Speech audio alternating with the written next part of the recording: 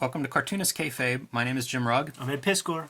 and this is Two-Fisted Zombies by Tom and Rick Veitch, published by Last Gasp. I guess it's technically All New Underground Comics number 5, but everybody I know refers to it as Two-Fisted Zombies. Legendary comic. We've been doing shoot interviews. We talked to Steve Bissette.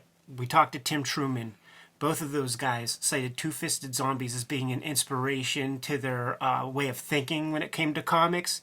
Little did they know that the same kid who drew it is going to be at the Kubert School with them in a year or two. So Rick Veitch, and this is a comic that I was seeking out for a very, very long time, man.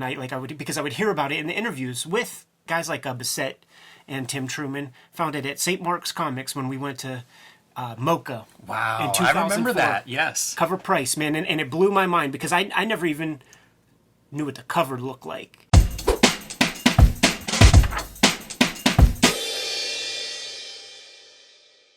Let's take a look at this cover for a second, man. This is, this ain't a jobber comic. You're not sending it off to the colorist to create guides with Doc Martin dyes to then send to the printer. You had to cut these color separations, man. You had to do this labor yourself. And it's very, very intricate. All these little choices, man. You have to choose what plate that little, color field is going to be. And there's a lot of weird colors going on in there. I wonder if some of this stuff, if you look close, like these little blood splatters, must be drawing on the plate. That's my thoughts. So what is it? Is it plastic plates that they're proffering? Is it another sheet of paper? There's questions there, man. And you can see it's not perfect, but that little blue off register weird thing. This is what I loved about Underground Comics, and I think it might have made the final cut when we hung out with Jason Hamlin, retailer to the stars, when he showed off a box of his Underground Comics collection, and he just would have say 5 different copies of different comics just for the weird printing that would occur from these drugged out fucking LSD riddled hippies Who are running the presses. Exactly, man. Running the presses, creating the color steps, so it's there's no opportunity for positive redundancy. You know what I mean? Everybody's fucked up. And let's make some comics. They're lucky if they all still got their fingers, those motherfuckers who are running those presses, man. When I was a kid in art school, the sort of vets that would come through, they said that guys at print houses, it was like a badge of almost seniority if they had a missing finger or two. I worked at a print shop for a little bit, one of my first jobs, and the cutters were like these hydraulic machines that could cut through a cow, cut a cow in half if you wanted to, and would require 2 hands to operate them. It was basically a safety measure so that your hands are nowhere near what's being cut. And I'd hear stories about dudes that would be like, we disabled that one switch. It's like, yeah, let's see your hands, buddy. So getting back to the gimmick, I think that's a Rick Veitch self-portrait. It's got that kind of cherubish, beady-eyed Rick Veitch face that I remember seeing in old photographs and stuff. It's a strong cover. Graphically, it stands out. The bright yellow title, big blocky letters. It looks great. The flat red for the blood all over the face. Very graphic and easy to read. Stands out. Looks good as a little thumbnail on screen if you're trying to track this thing down and you see it online. Works great. As we go through the book and look at the art and everything, I think we're going to be able to easily identify some artistic influences. And guys like Greg Irons come to mind. Tom Veitch, Rick's brother, had already worked with Greg Irons. Yes. At this point, man. And you see some of that in there. Yeah, and Greg Irons' collection from Fantagraphics of his work, Legion of Charlie's probably the most famous, which is with Tom Veitch. One of his most famous stories. Classic underground comic. All right, you ready to dig in? More than ready. So, copyright 1973.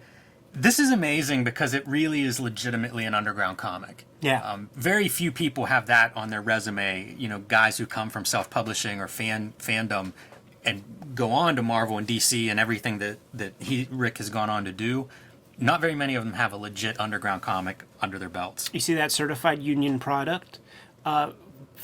If this is the same, if this ain't kayfabe and they're just fucking around, which I don't think they are, Jay Lynch and Spain Rodriguez, they told me about, they all sort of like had almost like a co-op, like they had sort of a union Yeah. going on. And if this seal, if they're like little union seals would be on there, it would mean that, they would get a certain page rate, it was nominal page rate, $25, something like that, man. But that wasn't, that's comparable money to a meager, IDW job or something now. Little note in indicia: this comic cannot be sold to minors. So this is a opening scene here.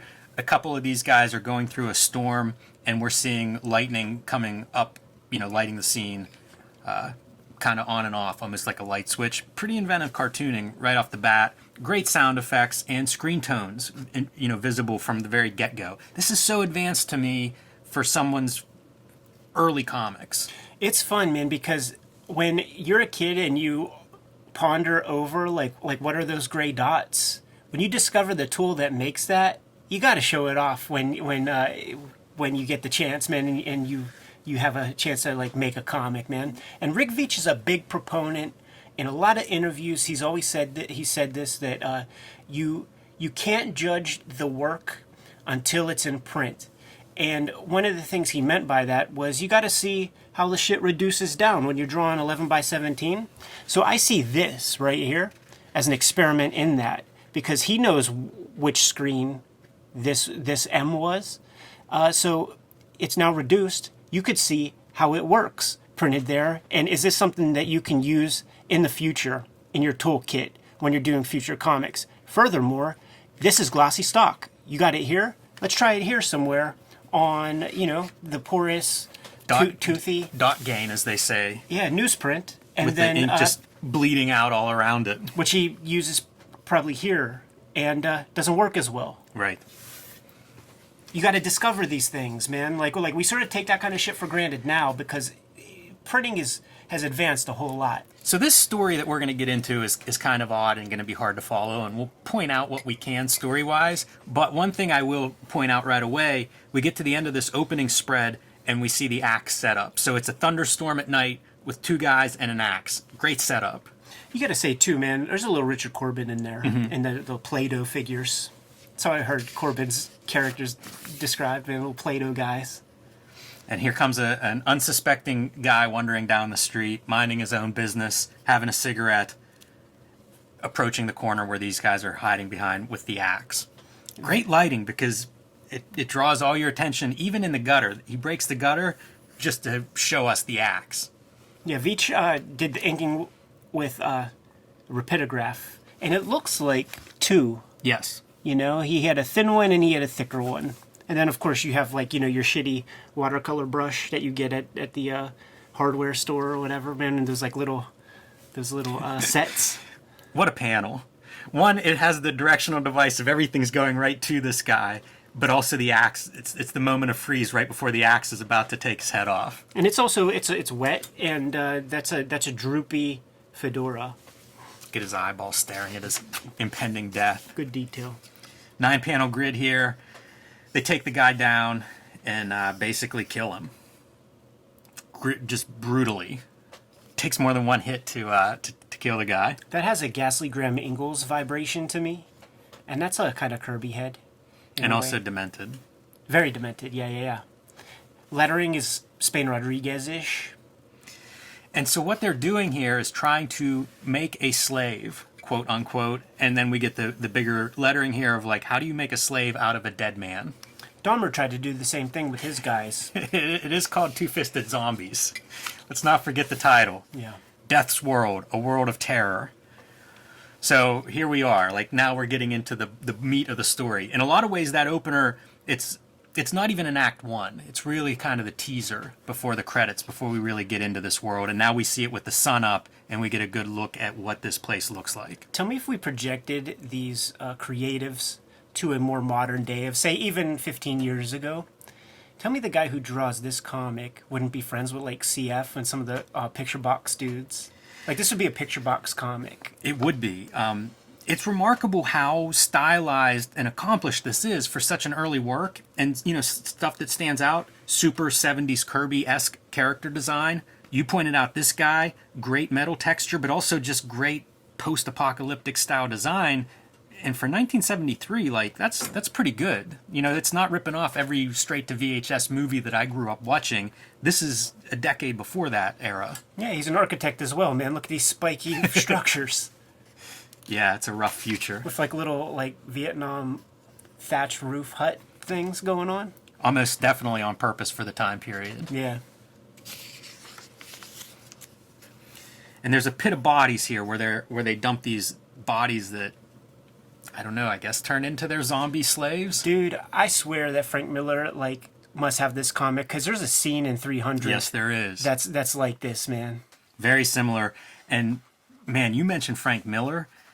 This line work into the shadows without the lines, or the white lines, that is almost exactly out of Sin City. Weird. This must be a comic Miller would have seen, at least. I don't know if that's what he's cribbing from for Sin City, but certainly this was a comic that's known and around. Frank, give us a call, man. We'd love to have a shoot interview with you. Fun sequence here as we go from this zombie into one of the rulers of this time period, and zooming in on his eyes as we start to hear about this history of this world and unspeakable pain, and you see the reflection in the very graphic round eyeball of the mushroom cloud. Yeah, little bits of Kirby crackle, man. You wouldn't see that in your average underground comic. You could tell that this artist is pulling from stuff beyond, he's has reverence for regular genre comics. That would be devoid in most of your undergrounds of the day. So the last World War, every civilization on the globe wiped to shit. That's so out of an underground comic. And it's funny how that does translate into the pop culture. We think of superhero comics now, or the popular movies in movie theaters. In a lot of ways, this is all the 80s post-apocalyptic movies. This is Mad Max before Mad Max. Right. And just even with the language and stuff, when I connected with Jay Lynch, he sent me this big sort of painting. It was a scan, but he said that it would only be another 5 or 6 years before the Big Mac is called the Big Motherfucker. I love this panel. I know. That arm is so hard-ass, and I can't tell you exactly why, but I love it. It's great. It's got Jay Lee. I see Frank bits Miller. of Paul Galassi. I see Bisley, and there's a little Lobo. Very action iconic. going on. This is what I love in comics, is this kind of it's such a straightforward design. When I say iconic, that's what I mean by it. You can read this thing at any size. It's relatively simple, but it allows the artist to just kind of show off. It has a power. And I love it, man, because it's Kirby fingers. But Veitch, Rick, is playing with textures, just seeing what works. Man, this is his chance to finally have a published comic. This is a guy who's been drawing comics on notebook paper for years and years and not reproducing them. He's got to figure this shit out, man, and see how these lines reproduce on actual paper. This one is super Kirby-esque panel. This character even looks a little bit like a Kirby, but with the bricks, the Kirby crackle in the background and the ruins, it reminds me so much of 70s era Kirby. Yeah. The values too are there's Spain Rodriguez in that to me too. Like this drawing of this character as well. That light rapidograph line for some of the line forms, really strong, very attractive to me. I want to play with that. We just acquired some Hugo Pratt stuff, and he has a dead pen line that it's very clear he's using one pen and one brush. Why not try a comic like that? Mike Mignola, right? I Yeah. mean, it's a very popular example of it. Again, I love these characters, man. They're so perfect. It works perfectly now. If this came up in one of our mailbags, I'd be thrilled to look at this thing. And Absolutely. it's almost 50 years old, this comic. Crazy to think about. You know what I was thinking about recently, and Rick Veitch is perfect for this. 1963 was done in 1993, references the early Marvel. Those Marvel books were 30 years old. They felt like a million years ago. This comic is 47 years old. Crazy, man. Now, when you see manga and you see little pieces of dots taken away from the Zipatone. It's usually either rubbed off, or you can use. There's the electric ink eraser, which is that tougher eraser bit and that'll just pull the dots off. But you could also just use whiteout, Right? And that's what he did right here to get the stars. And this is the kind of stars that amateurs do make. And I don't know, like, when you see a pro do it, it doesn't look this way. Like, I think these are too, like, uniform or just spaced out, too even or something. They're probably too big as well. Like, if you think of what they're referencing, it's off. But it reminds me of Starlin. Because Starlin would do a different kind of cosmic star background than Kirby, and I really like it. I like both of their star cloud, skies. But I always liked Starlin's was this other, like, super stimulating thing. His was very manic as well, you know, like, and I think he did, like, draw the outlines of the stars and ink around them or something. There's just all this handwork to his cosmic backgrounds. This reminds me a little bit of Kevin Eastman's stuff, too. Yeah, that's character fair. design. Love his eyes. And even that, like, that's Frank Miller-ish kind of texture, Just trying to get thick and thins with that one rapidograph. Reading this and preparing to talk about it, Ed, it made me think of the Donatello that we looked at, where we were like, early Kirby, like cribbing Kirby style. And obviously there's a lot of Kirby influence in this art style here. And it makes me wonder, like, if this is one of the earliest, non-Marvel artists that would have been lifting from Kirby. I mean, I think a lot of the Marvel guys were instructed to lift from Kirby. But outside of that, it feels like this is one of those, got to be one of the early examples of people that are really referencing Kirby, wearing it on their sleeve. Yeah, he wears on a sleeve more than, like, Spain Rodriguez, who's often cited as being Kirby influenced and stuff, but I think it's more apparent here. And what good examples than this spread here, where it's the kind of Kirby grid, man. This is awesome. So that character is invading one of the fortresses, one of the strongholds. There's kind of like two main groups. And this guy is sent from one of the groups invading the other group. And it's going to set up a showdown. But first we get to see him coming through this complex and working his violence in the name of Drago, Lord of Eternity. So one of those ruling survivors. And that's pretty graphic. Yeah, it's good, man. Great lettering, too, to be expressive of that. When you point out the gray examples and things, stars that he's doing, or different gray scales and textures and rubbing some of the dots off, whenever I see this kind of thing, it's like he's really going for everything. Like, whatever young artists will often do this in a first work, and I love that quality, is like every trick I know, I'm going to put on that page. Like, I am pouring my heart into it, so let's do expressive lettering. He's getting his throat slit. What does he say? How does it look? Let's make it drip. Yeah, and there's nothing pretentious about that. That's the beauty of, like, using that stuff in comics as opposed to, like, film, because, man, when you see a film student's thesis project, oof, there it is, man. So there's lots of great, like, panel-to-panel storytelling as well. The lightning in the beginning is a very dramatic version of the lighting effects. This is a more subtle one, but I think just as effective, where you see the noose, and you might miss it if there was no shadow there, but you see the shadow creeping down, too, along the wall. That's really strong cartooning. So you're just going to ignore that the bone he's eating is positioned in a way to make it look like autofellatio? I was working my way down. Like that. I mean, this is the greatest gag of this comic. It's the thing I remember most, man. Because when I first saw it, I was like, why is that guy doing that? And it's like, oh no, he's just sucking the marrow out of a bone. Like, I just had my mind in the gutter. This is the centerfold, and it's spectacular. You've got a three-panel gag cartoon there that works really well on its own. The whole spread looks good. Helicopters flying in with great sound effects. Great use of your screen tone to set the sense of darkness and night. Naked chick evading the bullets. Like, this is perfect. Karate. Yes, again, like, show me this as an 80s black and white comic, and I am on board and buying stock in it. When you see the thick sound effect like this, that's Wally Wood. Like, he created that kind of letter form. I love doing these kinds of sound effects. I think these are really well done. Yeah. And he's just going to go on and get some real wisdom from Heisman in a few years. I don't even know where to begin. Awesome pulling the mask off, the effect of that mask being bent, the material of that as it's pulling off. And then this gradation reminds me of Corbin. It really is kind of like a who's who and what's what of techniques and everything you can possibly put onto the page. This is the bullshit I still do, and you actually see a lot of people still do this shit who work digitally when they can blow up an image a whole lot, and they can draw every rivet on a helicopter, and when it reduces down, it's like, what the fuck is that, man? That's probably the mark often of a young cartoonist, that kind of Definitely. obsession and not knowing how to do kind of the atmospheric perspective of those dots fall off as you get further away. It's really hard to draw that kind of stuff, especially if you're thinking about it more than, I don't know, having some references to look at. These pockmarks and stuff would come from, like, Wally Wood's Canon was very good at creating those kinds of textures.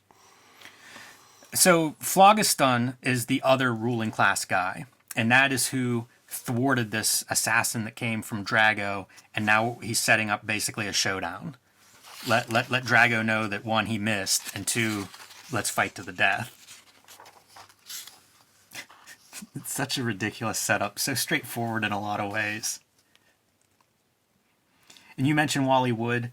Anytime I start to see this kind of a background, with some tech, some black and white shadows, feels a little Wood-esque.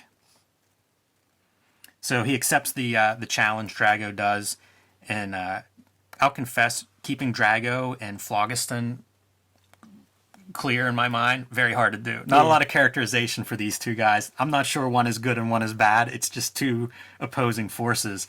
But they do set up plans to basically fight to the death, and there's speculation on what to do with all the dead souls that I've gotten control over. So Phlogiston has something like 1 million dead souls, and this is where I really start to get confused as a reader. And so he's investigating what happens if something does go wrong and I lose this fight, because it is the two powerful characters in a showdown. And so he's looking at what to do with these souls that he has cultivated. And there's like a doomsday scenario here, which I think has to do with the zombies and setting them free. So off they go. And Drago's plan, of course, maybe he is the bad guy. His plan is that he is actually putting someone else in the suit and having a bomb connected to that person. So whenever the big showdown comes, they start out. Phlogiston is doing well because, he's a top guy, until the enemy explodes, killing him. And so Drago wins. Drago looks like Trash Man. Little bits. Got a wimpier haircut, man, with that little mullet. That looks like it's like Brian Gumble in the 85, 86 era. Weird, like costumes. This one is very Thor-esque, circles and stuff, some of the 70s Kirby stuff. But as you go back through, like, I don't know what that shape... That's like Beta Ray Bill's face. it's an odd one. Great aftermath. Doesn't that look like King Haku, kind of? A little bit with that hair. Boy, that's fun, though. Like, with the armor and the mace and stuff ready for combat. That mask, when he's, like, donning the mask, the design of that is fresh as fuck, man. Yeah, really cool. So Drago, goes back to Phlogiston's lair, victorious, and ready to basically claim other victims, and including Phlogiston's wife. And so we see the aftermath, the guy's thrown into the pit of souls, all destroyed. This starts to feel Rick Veitch panel. The breaking up panels in different shapes and stuff, something that he would come to do a lot more of later in his career. Yeah, I could buy that. Fun drawing, though, like walking up the round castle-like staircase. Very simple drawing, but very effective. Clear, not easy to read. do. No. Feel the bang DDP hand gimmick. Diamond cutter, baby. I suck at this to this day, man. Those back muscles, where the fuck do they begin and end? Everybody's terrible at back muscles. Yeah. Anytime you're learning to draw your superhero characters, you're not drawing back muscles. Put a cape over that. The one that's the toughest, too, because a lot of us, we got our shorthand from, like, action figures, but when you lift that action figure's arm and you get, like, this area... And, like, is it the lats? Yeah, lats are... Yeah, the super giant one. Like, those lats, it's hard to figure out, like, where they connect under there, man. I still fuck it up.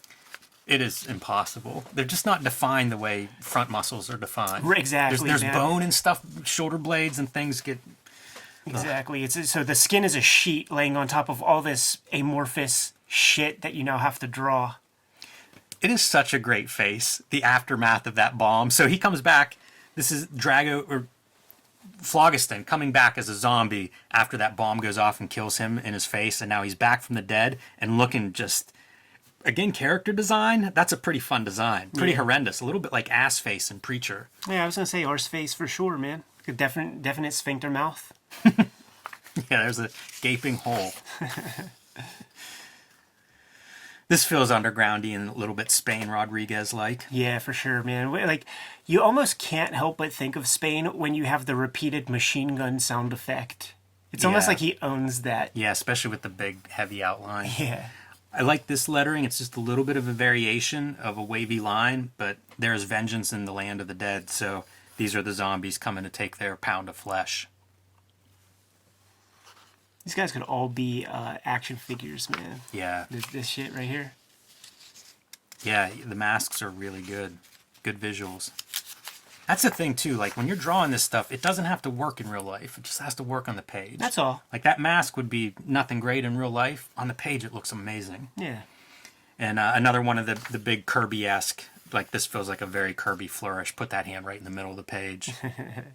Yeah, this 2-page spreader reminds me when we were kids, man. You were working on an issue of Street Angel. We were talking on the phone, and you were like, "I'm drawing this 2-page spread that is just the most like I can't possibly fit anything more on this page, man." And it's like Street Angel. She's got like shooting a Uzi.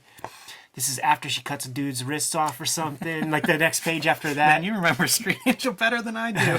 I know that page, though. And the panels, like, she's going in and out of panels. And a lot of lettering. Like, things are going from one panel to another. Yeah, it's on the screen right now, so. Nice. And then we cut back to basically those characters from the very beginning. We see a wrap-up with them.